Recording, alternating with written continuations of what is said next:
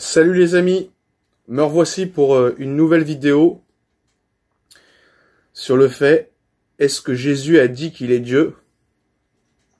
Et bien sûr, Jésus a dit qu'il est Dieu, c'est ce que nous verrons tout de suite après.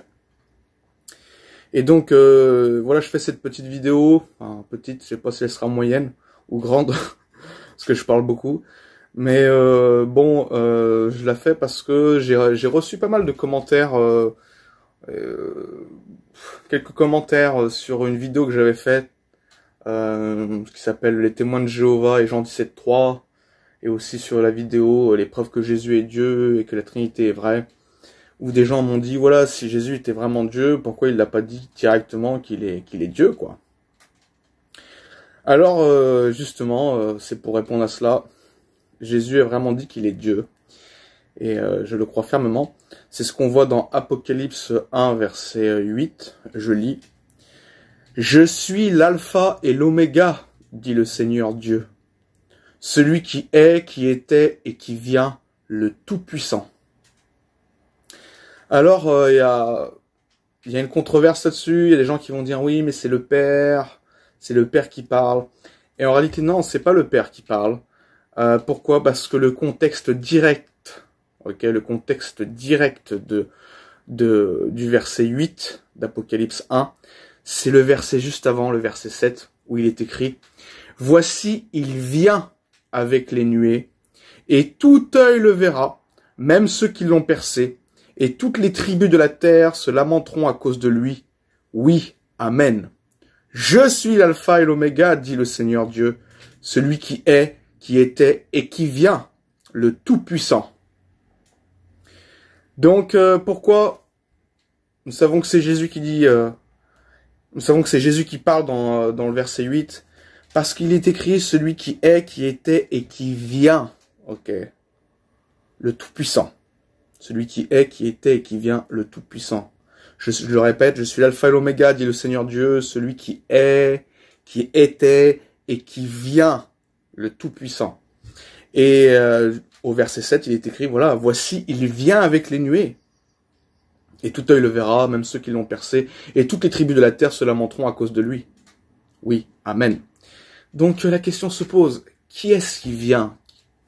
Je veux dire, qui c'est qui va revenir à la fin des temps? C'est Peter Pan, c'est le pape, c'est Inspecteur Gadget. Celui qui vient, c'est Jésus-Christ, c'est celui qui vient sur les nuées. Et donc, quand il est dit celui qui est, qui était et qui vient, le Tout-Puissant, ben voilà, c'est Christ, Et donc Jésus-Christ dit qu'il est le Tout-Puissant. D'ailleurs, nous voyons justement, Jésus dit dans Apocalypse 1.8, je suis l'alpha et l'oméga, dit le Seigneur Dieu. Donc, dit le Seigneur Dieu, ça peut être la narration de Jean qui dit, voilà, que ce que Jésus dit, voilà, donc Jésus parle en disant, je suis l'alpha et l'oméga. La narration de Jean dit le Seigneur Dieu. Et après, ça reprend la parole du Christ, celui qui est, qui était et qui vient, le Tout-Puissant. Donc Jésus dit qu'il est le Tout-Puissant.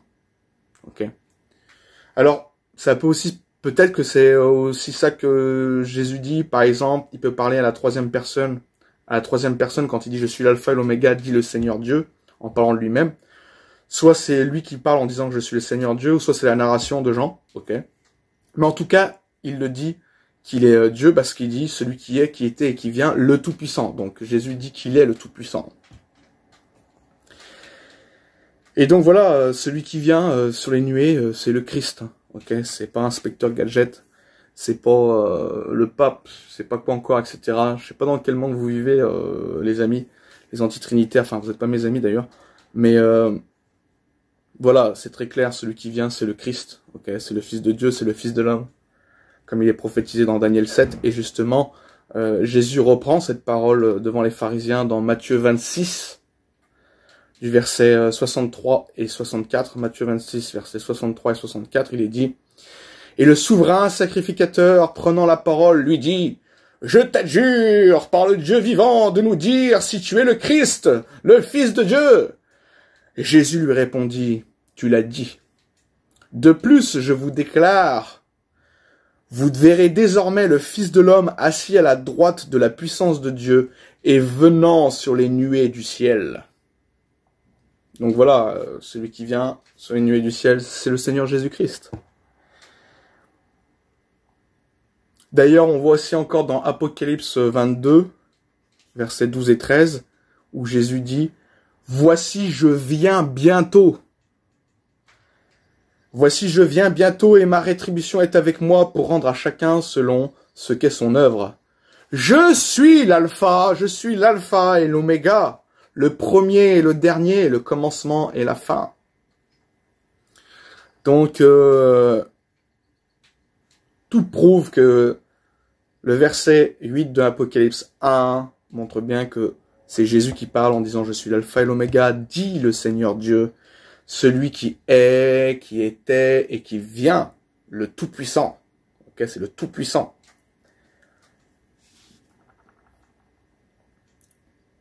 Alors nous savons aussi que Dieu dit qu'il est l'alpha et l'oméga, ok, qu'il est le commencement et la fin, tout comme Jésus dit justement dans Apocalypse 22 que nous avons lu, au verset 13, où il dit « Je suis l'alpha et l'oméga ». Alors pourquoi Jésus est l'alpha et l'oméga et le Père aussi est l'alpha et l'oméga? Parce qu'en fait c'est le principe de Trinité, ok. C'est le Père, le Fils, Saint-Esprit, c'est Dieu, c'est un seul Dieu et ils sont forcément l'alpha et l'oméga. Les trois personnes de la divinité sont l'alpha et l'oméga, tu vois. Jean 10:30 dit « Moi et le Père, nous sommes un », ok. Il fait qu'un avec le Père. Et d'ailleurs, c'est pour ça que les Juifs disaient qu'ils blasphémaient, parce que ils comprenaient que quand il disait « Moi et le Père, nous sommes un », qu'il est justement de même nature que son Père, ok, qu'il est Dieu. Qu'est-ce qu'il y a à dire encore? Alors, la question se pose, pourquoi Jésus-Christ, dans les évangiles, ne dit pas ouvertement qu'il est Dieu? C'est parce que, je pense, par humilité, ok, l'humilité, le fait qu'il soit soumis au Père, et donc par humilité, il ne voulait pas octroyer, ou pourrais-je dire outrepasser, ou empiéter sur la gloire de Dieu son Père, ok. Dieu le Fils a soin par humilité de mettre son Père en avant, qu'il soit Dieu, et donc c'est dans ce sens-là qu'il n'a pas dit ouvertement qu'il est Dieu. En tout cas, il le fait sous-entendre. Maintes et maintes fois, il faut vraiment être aveugle pour ne pas comprendre que Jésus est Dieu. Et donc, comme quand il pardonne les péchés, tous les miracles qu'il fait, etc., et plusieurs versets, même dans les épîtres, qui montrent que Jésus est Dieu. Et même les apôtres dans les épîtres ont soin de mettre en avant Dieu le Père et de sous-entendre que Jésus est Dieu, ok. Même s'il y a des versets qui sont un peu plus clairs sur la divinité du Christ, c'est, comment dire, ils ont soin de mettre toujours en avant Dieu le Père, ok. Et donc c'est pourquoi Jésus n'a jamais dit clairement dans les évangiles qu'il est Dieu, mais les Écritures rendent témoignage, justement, qu'il est Dieu. Comme Proverbe 27, verset 2 dit, qu'un autre te loue et non ta bouche, un étranger et non tes lèvres. Ok. Donc, si les gens voient ce que vous êtes, ok, ils vont, automatiquement reconnaître ce que vous êtes. Et donc Jésus, justement, laisse aux hommes le soin, Jésus laisse justement aux hommes la réflexion de comprendre en fait qu'il est Dieu. Et donc Jésus a cette humilité, bien sûr qu'il est Dieu, il fait sous-entendre qu'il est Dieu, mais il le déclare pas directement, même s'il le déclare implicitement, il le déclare pas directement par humilité, par soumission à Dieu le Père, afin que cette gloire, la gloire revienne toute à Dieu le Père, parce que c'est le number one. Et comme je vous le dis, en fait, dans la Trinité, voilà, bien sûr, le Père est plus grand que le Fils, ok. Il est plus grand dans sa position, ok. Mais le Père et le Fils et Saint-Esprit sont de même nature, ok. C'est pas parce que le Père est plus grand que le Fils qu'il n'est pas Dieu. Il est plus grand en position, ok, parce que c'est le Père, tu vois. Mais ils sont de même nature, ok. Donc ils sont tous les trois un seul Dieu. Vous m'avez compris, les amis? C'est pas facile d'expliquer avec les mots et tout ça. En plus, moi, j'ai du mal des fois à me faire comprendre. Mais voilà, vous savez tout ça. Et donc justement, même dans on voit dans Zacharie, chapitre 11 du verset 12 et 13, je vous lis. Zacharie 11, verset 12 et 13. Je leur dis, donc c'est l'Éternel qui parle, ok. Donc on pourrait dire que c'est le Père. De toute façon, l'Éternel, dans l'Éternel, il y a le Père, le Fils, Saint-Esprit, ok. L'Éternel, comment dire, l'Éternel, c'est autant, voilà, le Père, le Fils et le Saint-Esprit, ok. Donc, bon, des fois, c'est plus le Père qui parle, ou des fois, c'est le Fils qui parle, etc. Mais on va voir justement dans ce verset une allusion intra-biblique, je sais pas comment on dit, que Jésus est Dieu. Et donc, dans Zacharie 11, versets 12 et 13, il est dit « Je leur dis, si vous le trouvez bon, donnez-moi mon salaire. Sinon, ne le donnez pas. » Et ils pesèrent pour mon salaire 30 cycles d'argent. L'Éternel me dit, jette-le au potier, ce prix magnifique auquel ils m'ont estimé. Et je pris les 30 cycles d'argent et je les jetai dans la maison de l'Éternel pour le potier. Donc voilà, on voit que c'est Dieu qui parle, c'est l'Éternel qui parle en disant, voilà, je leur dis, si vous me le trouvez bon, donnez-moi mon salaire. Sinon, ne le donnez pas. Et ils pesèrent pour mon salaire 30 cycles d'argent. L'Éternel me dit, jette-le au potier, ce prix magnifique auquel ils m'ont estimé. Jette-le au potier, ce prix magnifique auquel ils m'ont estimé. Et je pris les 30 cycles d'argent et je les jetai dans la maison de l'Éternel pour le potier. Donc c'est l'Éternel qui parle, ok? Et on voit dans Matthieu 26, versets 14 et 16, alors l'un des 12, appelé Judas Iscariote, alla vers les principaux sacrificateurs et dit, que voulez-vous me donner, et je vous le livrerai. Et ils lui payèrent 30 pièces d'argent. Depuis ce moment, ils cherchaient une occasion favorable pour livrer Jésus. Donc, les pharisiens ont donné 30 pièces d'argent en échange de Christ, ok? En échange que Judas puisse livrer Jésus. Et donc, l'Éternel dit qu'ils m'ont estimé. Ils ont estimé, voilà, mon salaire pour 30 cycles d'argent. Et donc, l'Éternel, c'est aussi Jésus, ok? C'est Dieu. Et donc, voilà, ça peut pas être plus clair. Donc, quand l'Éternel prophétise, dans Zacharie 11, eh ben, c'est pareil, c'est dans Matthieu 26, et ben voilà, on parle de Jésus, ok, que Judas a livré 30 pièces d'argent, a livré Jésus pour 30 pièces d'argent, et donc c'est l'Éternel qu'ils ont livré, c'est le Seigneur Dieu qu'ils ont livré, parce que le Fils est Dieu, mon ami. Vous avez compris, les gars? Bon, voilà, je vais durer un petit peu parce que ça me fait plaisir de travailler et de parler avec vous. Je vais en donner qu'un parce que d'exemple, pour pas que ça soit une vidéo trop longue, mais j'ai justement fait une vidéo sur voilà, les preuves que Jésus est Dieu et que la Trinité est vraie, et je passe pratiquement en revue tous les versets qui prouvent que Jésus est Dieu, ok. Mais il y en a un qui me touche vraiment. Si je le retrouve, voilà. Alors, je vous ferai aussi une vidéo sur le fait que Jésus Christ est le Fils unique de Dieu, donc par essence il est forcément Dieu, parce qu'il est il est engendré du Père, il n'est pas créé, ok. Il est sorti du Père, il est engendré, c'est un mystère, savoir que le Fils a toujours été dans le Père, il est, comment dire, le Fils éternel, et pourtant il est le Fils, ok, parce que comme je l'ai expliqué dans Jean 17.3, le Fils aussi veut dire filiation, ok, une position, ok, il y a le Père, le Fils.